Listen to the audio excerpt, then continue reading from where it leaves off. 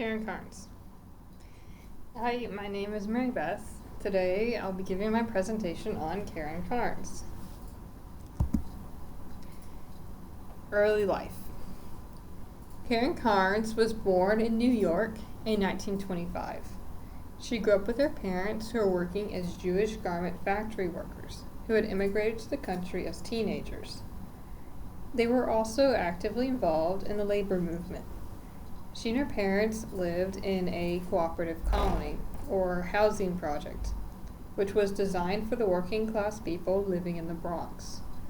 It was this very community that allowed for such broad growth in her artistic endeavors, since she had the freedom to develop a strong sense of independence while her parents were off at work.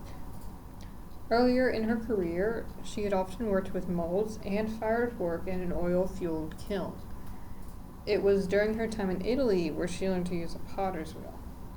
This is a picture when she was younger, probably either during her time in Italy or after she had moved away. Her education. In 1946, Karnes went to B.A. Brooklyn College in Brooklyn, New York.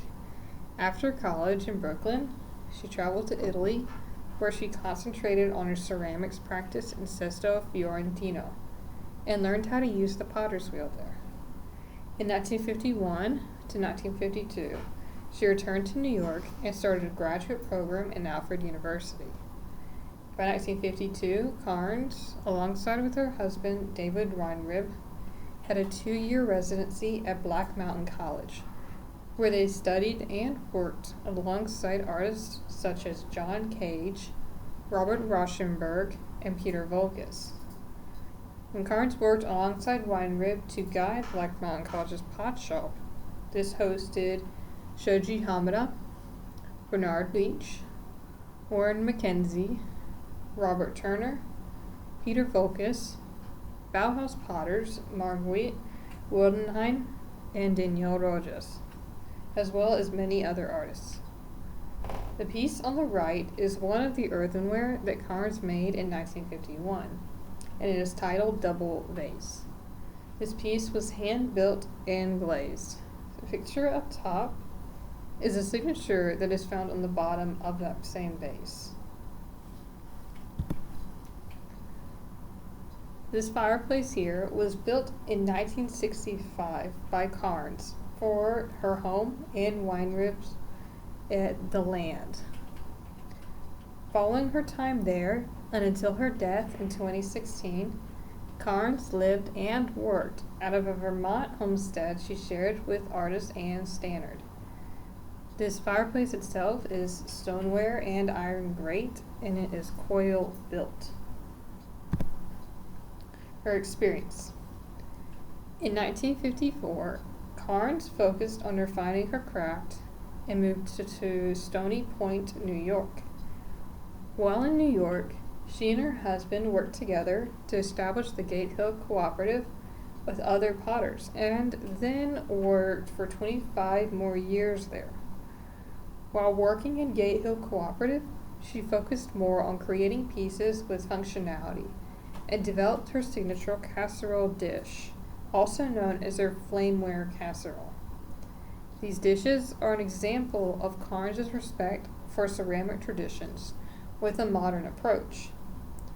During her teaching career in 1967, she began to use salt in her firings. She even continued to use salt in her firings until 1998, when a fire destroyed her kiln shed. Afterwards, she continued to fire her works in wood-fueled kilns owned by her colleagues.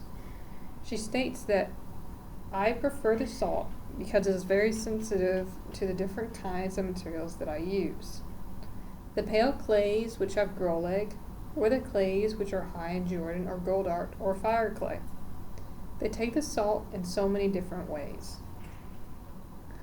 One of her casserole dishes is the second photo. The other two, starting from the left, are titled Tall Vase from 1977 and Cocoa Pot from 1960. Both of them are stoneware. The signature on the far right is another kind of initial that Karnes used. It's on the bottom of that cocoa pot.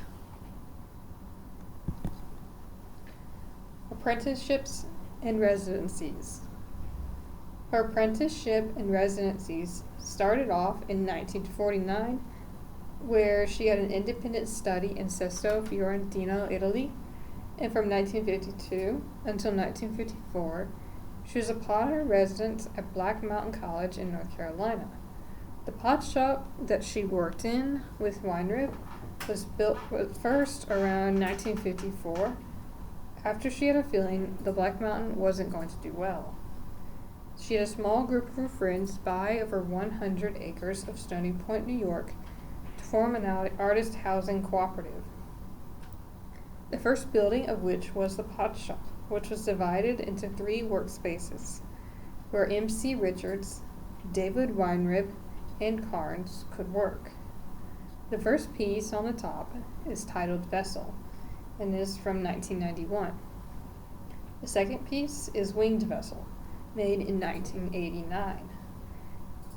The winged vessel is wood-fired, and the object itself does not separate along steeply incised central lines. The end of Karnes' life. Towards the end of her life, she had thrown countless pieces, both functional and for show. She passed away in 2016 at the age of 91 in Morgan, Vermont. She is most recognized for her wheel-thrown pieces, salt-glazed pottery, and her lidded casserole dishes, as well as her experiments with wood firing, both functional and sculptural pottery. The 2 pictures on the left display Karnes when she is older. The top image shows her standing behind a large selection of her works, and the image on the bottom shows her working with her kiln. She's actually not nearly as old as the one on the bottom, but I don't know what year that was. An example of one of her salt glazed pieces is in the image on the upper right. The salt firing process can most likely be seen in the spotted or grainy look of the pot.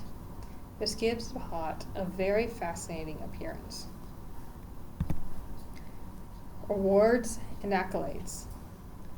Karnes earned many awards and accolades during her lifetime. These are just a few of those awards. In 1967 and 1988, she earned the Artist Fellowship from the National Endowment for the Arts. In 1998, she earned the American Craft Council's Gold Medal of the highest achievement in craftsmanship. And in 1990, she earned the Medal of Excellence from the Society of Arts and Crafts. The image on the right displays Karnes hard at work on one of her many handmade pots from earlier in her career. Her legacy. Karnes stood at the forefront of the post-war studio pottery movement. She pioneered salt glazing in the 1960s and wood firing in the 1980s.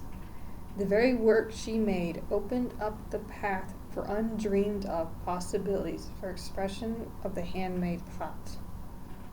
When one of her students was asked whether they were a student of Karen Karnes, their response was, "It is always somehow awkward to answer.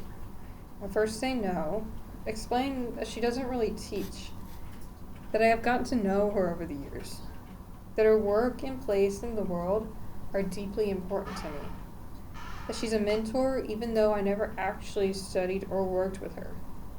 In this sense, the relationship between the student and her mentor is one example of a deep influence that Karen Karnes has had on people. In fact, Karnes' outstanding career over 60 years has touched several generations of potters. She has influenced many young potters to take up pottery. That influence derives mostly from her quiet personal magnetism, integrity, and her uncanny power of her work. An encounter with Karnes is often a transformational event.